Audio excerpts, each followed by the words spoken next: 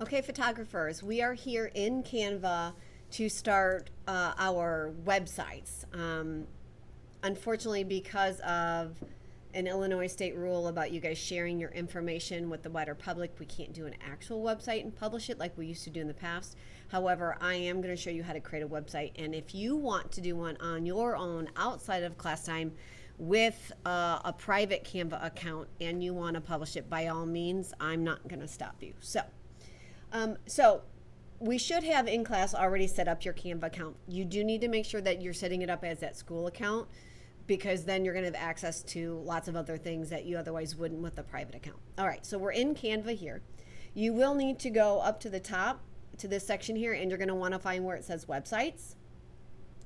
So if you click on websites, then you will have these different options here. You want to click on portfolio website, and it'll say create blank, and you're going to click on that. And it's going to open up this section here. It's going to give you some templates, and I want you to work from templates. It's going to save you so much time. So you can pick any template you want to, but you may want to watch this video to see exactly what has to be in your portfolio before you select, because some of these templates will work for this and some of these won't. You're also going to see that some of these templates have multiple layouts within them. For instance, if I let my cursor hover for a second, you're going to see it starts to slide. It's showing all the different layouts that are in there. So you can click on one. You can say you just want to add certain ones, or you can apply all of them that are in there. Totally up to you, however you want to do that. I'm going to undo that. I'm going to go back to those templates. I'm going to pick. So like if I didn't like it, you saw I just went back. You can pick any one you want. So if you pick one that doesn't have several, you're going to have to keep adding a page. So I would strongly suggest finding one that has more than one layout, and I'm going to show you how you edit those layouts in a second. Okay, so I've already got one started. So your website has to have a opening page or slide. So it needs to have your name on there. You can give it some kind of a title. You can be real basic and just say photographs. Doesn't matter. You can put the year, whatever. All I'm looking in this first slide is you need to have your name and at least one photo. I would put as many photos as I can on here. You want to show off what you did this semester, okay? So minimum of one photo on your opening slide here, your opening page. Then you need to have a self-portrait page. So if you don't have a selfie, you may have to take one for this. Obviously this is, I just grabbed one from the yearbook. Minimum of one photo again, but if you want to put more photos of yourself in here, by all means do that. It does not have to be photos that you have taken though. That's okay if you happen to have one from a friend, you can put that in there. On this second slide with your self-portrait, you need to put a personal philosophy as it relates to photography. So just tell us something about how you feel about photography after having taken this class, like photography is harder than you think, or photography is so fun everybody should do it. This was mine. I just put, I think photography can be just as powerful as any other form of art. Okay, make sure you put it in quotation marks. Okay, so that's slide 2. Then from there you're going to pick a minimum of 3 quote-unquote photo shoots. So 3 exercises that we did that you're going to put at least one photo from. I'm going to suggest multiple. So you're going to see here, most of these have 3 to 4 different examples. So for instance, what are some of the ones that we did? Well, we did multiple lighting ones.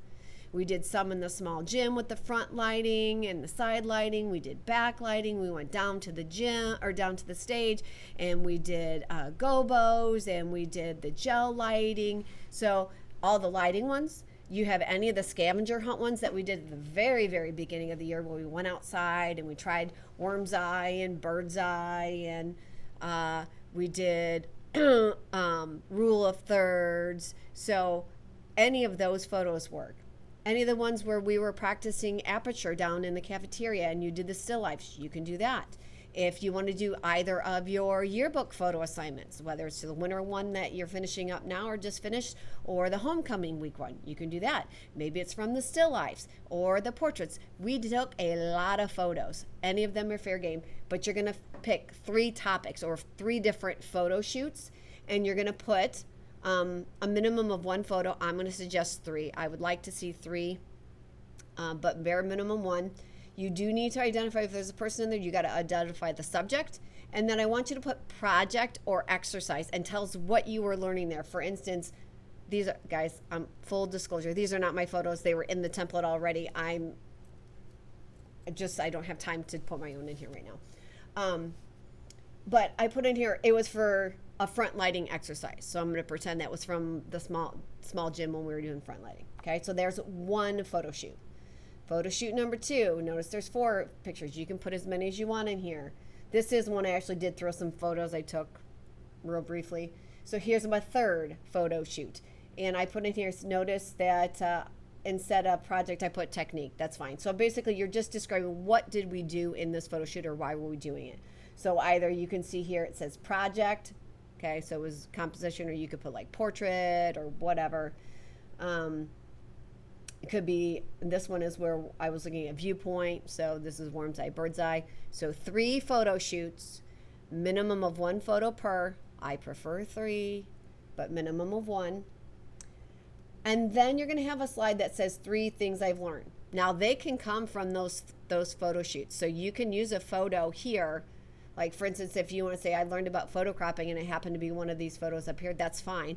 I would love if you used different photos, but you can reuse photos here. But you're going to tell me what you learned. Again, if there's a subject, you need to put the subject person in there if there's a person featured, and then give it a headline. Like, what did you learn? Well, we learned about photo cropping. We did. Backlighting, color correction in Photoshop. And then just tell me a little bit about what you learned as it relates to that in class. So you pick the 3 things that you can remember that you learned, and you have a photo that illustrates that. Maybe it's 3 different compositional techniques. Okay? Maybe it's about having a mood, whatever you pick. Go back through Google Classroom, look at the long list of everything we've been doing, okay? And then the very last one is you have to pick your favorite work from the entire semester, okay? Tell me a little bit about why you picked that. I'm not going to give you a minimum. It should be at least 1 complete sentence. I would probably say 3 is more appropriate. I like 3s today for some reason. Right, but you're going to put that in there. So I'm going to review. This is what has to be in it again. Cover slide with minimum of 1 slide on your name. A self-portrait one with your philosophy or insight into photography. 3 photo shoots. There's photo shoot 1, photo shoot 2, photo shoot 3. Your 3 things you learned, and then your favorite work. All right, so now let's talk about Canva. How do you start editing this stuff in Canva? Well, once you have your template in here, you'll notice there's some tabs over here. Now you can move anything you want.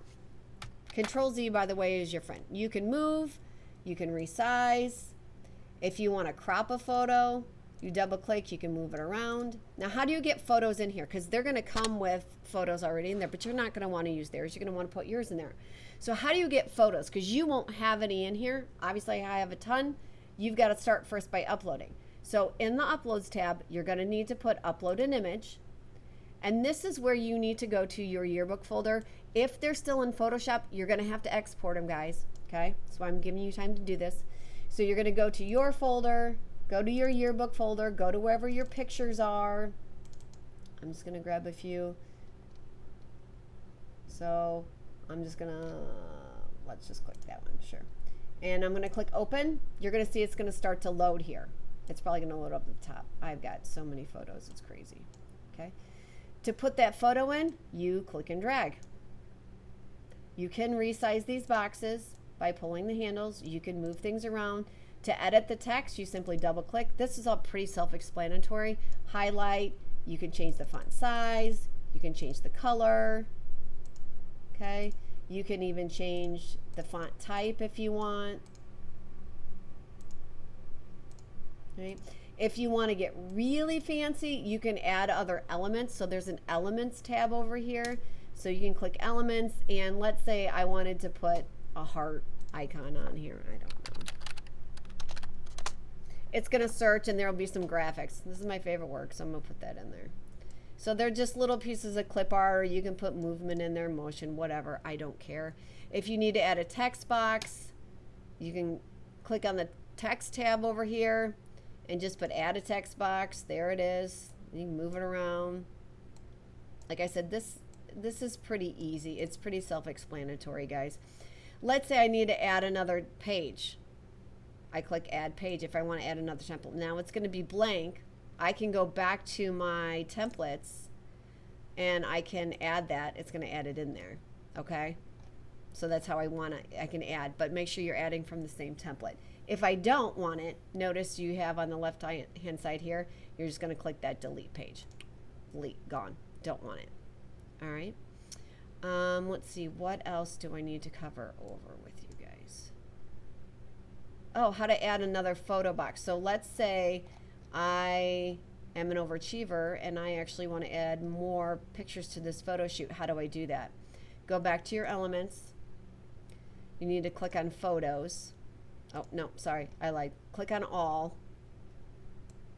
And you should be able to go to frames.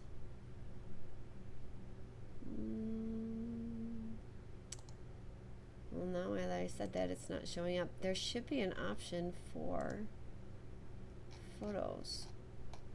And they moved it.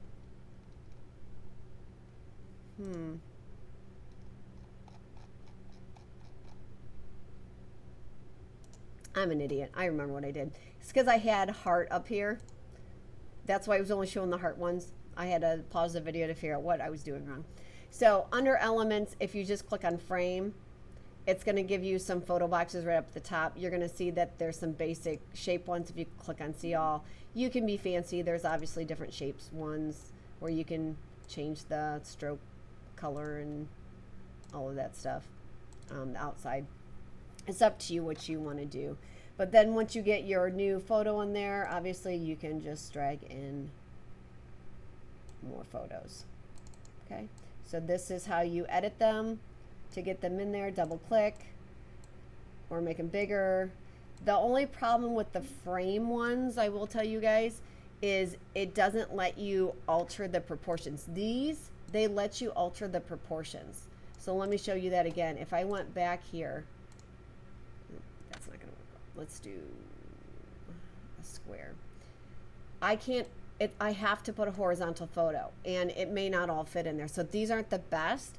The best way to do it is actually to simply, if you already have one on the page, click on it and just go to Control C, which is copy, Control V, and paste another one in there. That's the easiest way to do it. That way you can manipulate this box to whatever dimensions you need it to be. Okay? You have multiple days to do this. Once you are done, double check with me before you say you're done. Make sure all your photo boxes line up really nicely. It's okay to have negative space. You could add text or add extra text boxes if you need to.